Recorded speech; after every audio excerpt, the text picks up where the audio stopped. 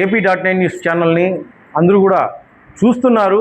But అయితే చాలామంది subscribe చేసుకోకుండా చూస్తున్నారు. దయచేసి మీరు సబ్స్క్రైబ్ చేసుకోండి. నేను మరిన్ని మంచి వార్తలు ఇచ్చేదానికి నా వంతు ప్రయత్నంగా నేను ఖచ్చితంగా చేస్తాను. అదేవిధంగా మీరు లైక్ చేసి హైప్ చేయండి. అదేవిధంగా కామెంట్ సెక్షన్లో మీరు కామెంట్ని తెలియచేయండి.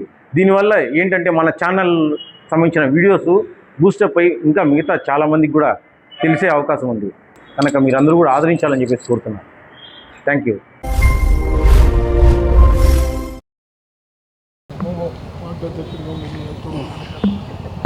ఈరోజు కాపు జాతి ముద్దుబిడ్డ పెద్దలు వైఎస్ఆర్ కాంగ్రెస్ పార్టీ నాయకులు ముద్రగడ పద్మనాభం గారు అకాల మరణం చెందడం ఎంతో దురదృష్టకరమైనటువంటి సంఘటన. ఈ సందర్భంగా వారి పవిత్ర ఆత్మకు శాంతి చేకూరాలని తిరుపతి నియోజకవర్గ వైఎస్ఆర్ కాంగ్రెస్ పార్టీ కుల మత అతీతంగా ఈరోజు వారికి నివాళులు తెలపడం జరిగింది.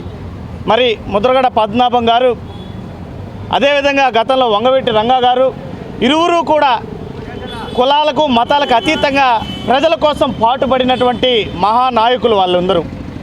ముద్రగడ పద్మనాభం గారు 2016లో ఏ రకంగా చంద్రబాబు నాయుడు గారు కాపులందరినీ కూడా బీసీలుగా గుర్తిస్తానని హామీ ఇచ్చి మోసం చేస్తే మరి ఆనాడు రాష్ట్ర వ్యాప్తంగా కాపులందరినీ కూడా ఏకతాటిపైకి తీసుకొని వచ్చి రిజర్వేషన్ సాధనకై ఉద్యమాన్ని ఉధృతంగా చేసినటువంటి గొప్ప వ్యక్తి.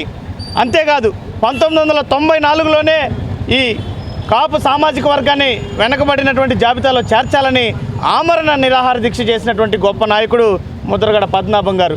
కేవలం కాపు సామాజిక వర్గానికే కాదు, రాష్ట్రంలో ఎక్కడ ప్రజలు సమస్యలు ఎదుర్కొంటున్నా వాటికి తన వంతు పోరాటాలు చేసినటువంటి వ్యక్తి ముద్రగడ పద్మనాభం గారు. అదేవిధంగా 2005లో పోలవరం ఎడమ కాలువ నిర్వాసితులందరికీ కూడా భూమి కోల్పోతున్న వాళ్ళందరికీ కూడా భూమికి భూమే పరిహారంగా ఇవ్వాలని ఆనాడు ఆమరణ నిరాహార దీక్ష చేసి ఆ దీక్షని భగ్నం చేయడానికి ప్రభుత్వం ప్రయత్నిస్తే తుపాకీని ఎక్కుపెట్టుకొని దీక్షను కానీ విరమింపజేస్తే నేను కాల్చుకుంటానని ప్రభుత్వాన్ని ఎదిరించినటువంటి దీశాలి ముద్రగడ పద్మనాభం గారు. మరి ఈ సందర్భంగా వారికి మేము నివాళులు అర్పిస్తూ ఇప్పటికైనా ప్రభుత్వాలు వారి లక్ష్యాలు ఏదైతే కాపు సామాజిక వర్గాన్ని వెనకబడినటువంటి తరగతుల్లో చేర్చాలనేటువంటి డిమాండ్ ఏదైతే ఉందో ఇప్పటికైనా స్పందించి ఆ బీసీ రిజర్వేషన్ కల్పించి నిజంగా వారి ఆత్మకు శాంతి కలిగేటువంటి నివాళులు అర్పించాలని కోరుకుంటున్నాం.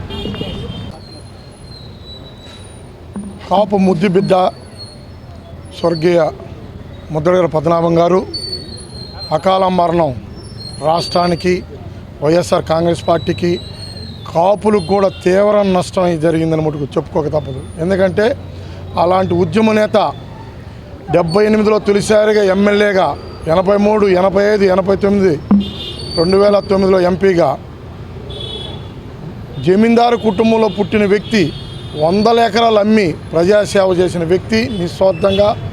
అలాంటి వ్యక్తి చనిపోవడం అనేది చాలా బాధాకరం. కాపులకి పెద్ద దిక్కుగా ఉన్న ముద్రగడ పద్మనాభం గారు ఆయన అకాల మరణానికి రాష్ట్ర ప్రజలందరూ చిందిస్తున్నారు. అదేవిధంగా కాపుల ఐక్యత ఉద్యమానికి ఊపిరి పోసిన వ్యక్తి కూడా ఆయనే ఫస్టు.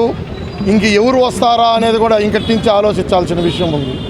కాపులకి ఆయన పెద్ద దిక్కు ఉన్న వ్యక్తి ఈరోజు చనిపోవడం, ఈరోజు టీవీలో చూస్తూ ఉంటే నిజంగా ప్రతి ఒక్కరికి కంట్లో నీళ్ళు రావడమే. ఎందుకంటే ఆయన మానవతావాది. అలాంటి వ్యక్తి చనిపోవడం అనేది ఇంకా 10 కాలాల పాటు చల్లగా ఉండాల్సిన వ్యక్తి అకాల మరణం చెందడం అనేది పార్టీకి కానీ అదేవిధంగా కాపు ఉద్యమానికి కానీ తీవ్ర నష్టమని ఆయనకు ప్రగాఢ సానుభూతి తెలుపుతూ సంతాపం తెలుపుతున్నాం మా పార్టీ తిరుపతి నుంచి. ముద్రగడ పద్మనాభం గారు చనిపోవడం చాలా బాధాకరం. మా కాపు కులస్తులు బలిజ, ఒంటరి, తెలగ అందరికీ తీరని లోటు. ఈ లోటు ఎవరు భర్తీ చేయలేరు. ఆయన అతి చిన్న వయసులోనే 1988లోనే 25 సంవత్సరాలకి ఎమ్మెల్యేగా అయ్యి 4 సార్లు ఎమ్మెల్యే అయ్యి ఒకసారి మంత్రి పదవి అధిరోహించాడు.